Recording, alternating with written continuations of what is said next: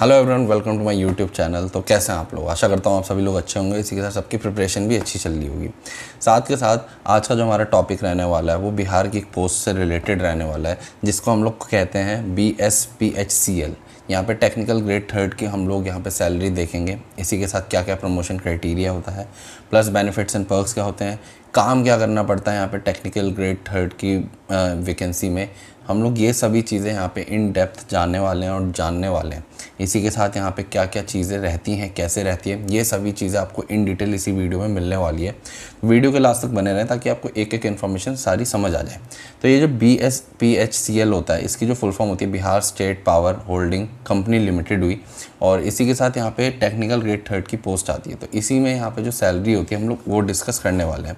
तो इसमें जो टेक्निकल ग्रेड थर्ड की सैलरी होती है, वो जो पे बैंड रहता है वो 9,200 से लेके 15,500 का रहता है, जिसमें यहाँ पे आपको मंथली जो पे मिलता है वो 9,200 रुपीज़ का मिलता है, और ये 1 साल के लिए रहता है।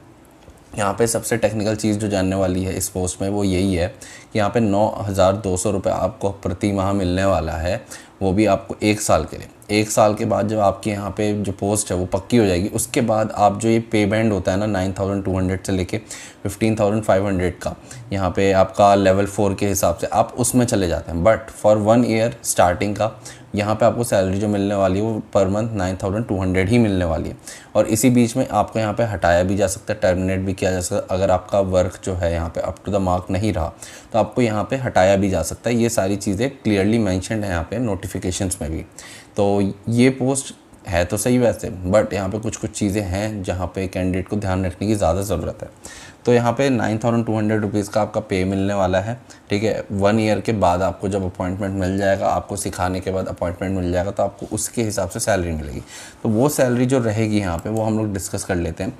इसमें पे लेवल जो आपका रहेगा 25,500 से लेके 81,100 का रहेगा।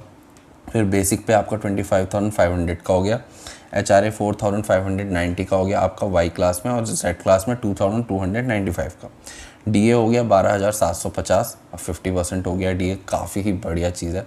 और इसी के साथ ग्रॉस सैलरी जो आपकी हो जाती है वो 42,840 की हो गई वाई सिटी में, और 40,545 की हो गई आपकी जेड क्लास सिटीज़ में। फिर आपका नेशनल पेंशन स्कीम हो गया, NPS हो गया 3,825 रुपीज़ का, साथ के साथ प्रोफेशनल टैक्स हो गया 100 रुपीज़ के, CGE GIS हो गया 60 रुपीज़ का। तो टोटल जो आपका यहाँ पे डिडक्शंस है वो अराउंड 3,985 रुपीज़ के हो गए डिडक्शंस, दोनों ही सिटीज़ में लगभग सेम, थोड़ा ऊपर नीचे हो सकता है। तो यहाँ पे जो सैलरी होगी ग्रेड टेक्निकल ग्रेड थर्ड में वो आपको इन हैंड मिलने वाली है 38,855 रुपीज़ वाई क्लास सिटीज़ में, और वहीं जेड क्लास सिटीज़ में 36,560 रुपीज़ की आपको इन हैंड सैलरी मिलने वाली है यहाँ पे। तो ये तो बात होगी सैलरी की। सैलरी थोड़ी ऊपर नीचे वेरी कर सकती है, आपके बेनिफिट्स एंड पर्क्स पे डिपेंड करता है बेसिकली। तो अगर कुछ ऐड ऑन होता है तो वही थोड़ा बहुत ऐड ऑन इसमें हो जाएगा, और अगर कुछ यहाँ पे डिडक्शंस और हैं यहाँ पे तो वो डिडक्शंस यहाँ पे हो सकते हैं। बट ये सैलरी जो आपको मिलने वाली है 1 साल के बाद मिलने वाली है, जब यहाँ पे आपको कम्प्लीटली अपॉइंट कर लिया जाएगा इस पोस्ट पे। तो ये बात सबसे ज़्यादा इंपॉर्टेंट है जो आपको यहाँ पे ध्यान रखनी है। इसके बाद अगर हम लोग यहाँ पे प्रोफाइल की बात करें टेक्नीशियन की, जो यहाँ पे रहती है, क्या क्या काम उनको करना पड़ता है, तो यहाँ पे उनको जितनी भी प्रॉब्लम होती है पावर क्वालिटी के डाटा में उसको असेंबल करना होता है, साथ के साथ ट्रबल शूट वगैरह जो होता है वो सब करना पड़ता है, यहाँ पे इनका वर्क होता है। इसी के साथ जो भी रिपेयर फंक्शन मेंटेनेंस होता है वो सब भी आप ही को परफॉर्म करना है।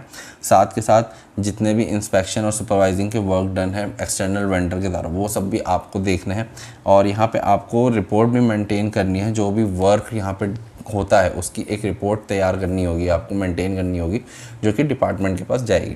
तो ये तो बात होगी आपकी जॉब प्रोफाइल के बारे में। और इसी के बाद अगर मैं बात करूँ आपकी BSPHCL टेक्नीशियन की पर्क्स एंड बेनिफिट्स के बारे में, तो यहाँ पे आपको ग्रेजुटी हो गया, फिर DNS अलाउंसेज हो गया, HRA हो गया, मेडिकल अलाउंसेज हो गया आपको आपकी फैमिली के लिए, प्लस यहाँ पे आपका ट्रैवलिंग अलाउंसेज भी होते हैं। साथ के साथ कुछ और अलग अलाउंसेस मिलते हैं आपको, जो कि आपको पर्टिकुलरली पोस्ट पे आके पता लगते हैं। तो यहाँ पे ये बात थी आपकी BSPHCL टेक्नीशियन ग्रेड थर्ड के बारे में, जो कि हम लोगों ने इन डेप्थ जाना कि क्या क्या यहाँ पे आपकी सैलरी रहने वाली है, इन हैंड सैलरी क्या रहने वाली है, प्लस जॉब प्रोफाइल क्या होता है, और साथ के साथ हम लोग बेनिफिट्स एंड पर्क्स भी देखें। तो ये सारा कुल मिला के इनका रहता है। और सबसे इंपॉर्टेंट बात फिर से रिपीट कर देता हूँ, यहाँ पे 1 साल के लिए आपको 9200 रुपीज़ का पे मिलने वाला है। उसके बाद जब आपको परमानेंटली अपॉइंट कर लिया जाएगा तब आपकी सैलरी जो होगी वो लेवल 4 के हिसाब से होगी, जो मैंने आपको बताई।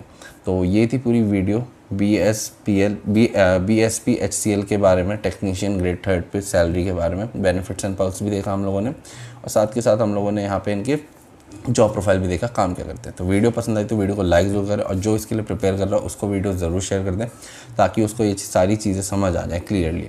तो मिलते हैं जल्दी नेक्स्ट वीडियो में, तब तक चैनल को सब्सक्राइब जरूर कर लें ऐसी इंपॉर्टेंट नोटिफिकेशन के लिए, और कमेंट में अगर कोई भी डाउट हो तो वो पूछना ना भूलें। जल्दी मिलते हैं, तब तक के लिए थैंक यू सो मच।